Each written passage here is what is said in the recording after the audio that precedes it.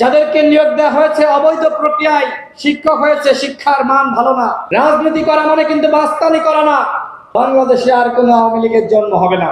আপনি হাসপাতালে যাবেন, এই সদর হাসপাতালে, সেখানে গিয়ে চিকিৎসা পাবেন, কিন্তু আপনি যাওয়ার পরে চিকিৎসা পান না।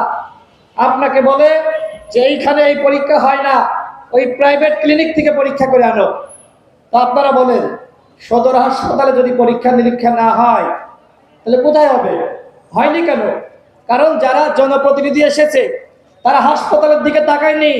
ওরা কেউ ঝিনাইদহ জেলাতে চিকিৎসা নেয় না, ওরা নেয় ঢাকায় চিকিৎসা, অথবা সিঙ্গাপুরে, কানাডায়। তো এইরকম জনপ্রতিনিধি আসলে কি হবে?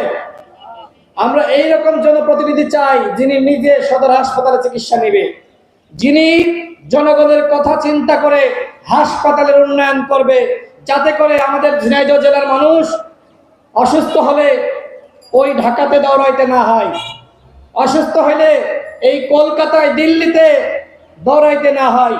এই ঝিনাইদহ অঞ্চলের মানুষ অনেকে অসুস্থ হইলে আমরা দেখি যে তারা কিন্তু কলকাতায় যায় না, দিল্লিতে যায় না। কিন্তু আমার দেশের চিকিৎসা ব্যবস্থা যদি ভালো হইতো তাহলে কি আমার ওই দাদাবাবুদের দেশে যাওয়া লাগতো, চীনে যাওয়া লাগতো? উন্নয়ন মানে হাসপাতাল ব্যবস্থার উন্নয়ন, চিকিৎসা ব্যবস্থার উন্নয়ন।